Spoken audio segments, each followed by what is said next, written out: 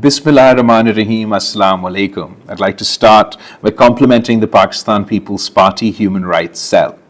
This is their third event organized in less than 3 months, and I'm pleased to say that I participated in all these events because the Pakistan People's Party attaches the greatest importance to human rights for all. A separate chapter on fundamental rights is included in the unanimous Constitution of 1973. It was for the first time in Pakistan. Various fundamental rights of citizens are under threat. I do not have to go into details. You all know it. The Pakistan People's Party will defend the fundamental rights of all, regardless of political and ideological differences. The city of Lahore is where the Pakistan People's Party, the torchbearer of fundamental rights, was born. Good that this seminar is being held in Lahore. I urge the Pakistan People's Party Human Rights Cell to hold similar seminars on human rights issues in all provinces at the divisional and district levels to create awareness. Talk with the people from all walks of life, with the media, with bar associations, the intelligentsia, academia, students, civil society, indeed everyone. Make suggestions for the Pakistan People's Party manifesto for February 2024's elections. Indeed, we have to have a charter of human rights like the Charter of Democracy. I urge all political parties to give a thought to it. There are many human rights issues we need to talk about publicly and raise awareness about to find a way forward, such as enforced disappearances, forced conversions, women's rights, transgender rights, the murder of journalists in the line of duty, and the right to a fair trial are some of such issues that need to be addressed.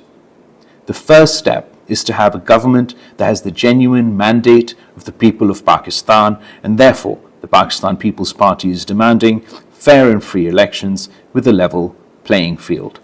This particular seminar, Trailblazers of Change, celebrating women activists in democratic struggle, is to celebrate and honor women activists who waged a heroic democratic struggle, suffered for the cause, made huge sacrifices, and even laid down their lives. They are the true heroines of this country, and we salute them. Names of many women readily come to mind: Fatima Jinnah, Begum Shaista Ikramullah, the early years of Pakistan, or the brave women activists of the Women's Action Forum, or Asma Jahangir, and many others are worthy of admiration. The heroic struggle for democracy, human and women rights waged by my mother, Shaheed Mohtarma Benazir Bhutto, is unparalleled. Leading this fight from the front, she broke glass ceilings, inspired women and the underprivileged, and finally laid down her life for the cause. She introduced women into our judiciary, the concept of women in our police, the first women police stations, women in healthcare with the Lady Health Workers Program, the first women's bank, and of course the National Commission on the Status of Women. I would also like to mention Madre Jamhuriyat Begum Nusrat Bhutto.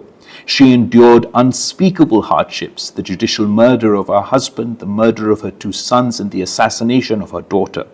We all have seen the pictures of her bleeding head when she was attacked by the goons of a dictator. My mother, Shaheed Mohtarma Benazir Bhutto, used to say that the scars carried by Begum Nusrat Bhutto on her soul and body are the brightest medals ever worn by a woman in the fight for democracy. The Pakistan People's Party's women have been in the forefront of democratic struggle. Today's event is also to launch the autobiography, Ye Bazi Ishq Ki Bazi Hai, of one of the great women activists, Farkhanda Bokhari. The very title of the book suggests what it takes to be part of a democratic struggle. Unfortunately, she is no more in this world to witness the honors being showered on her today. The civil award conferred on her this year indeed has raised the stature of the award itself. There are people who are honored by awards, and then there are people who, when awarded, they raise the stature of the award itself. And Mrs. Bukhari was one such person.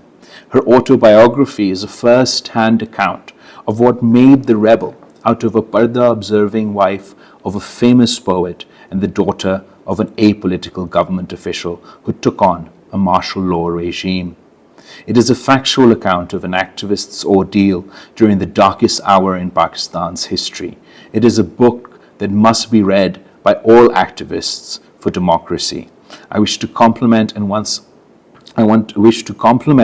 once again her daughter, Barrister Maksuma Bukhari, for keeping the mission of her mother close to her heart.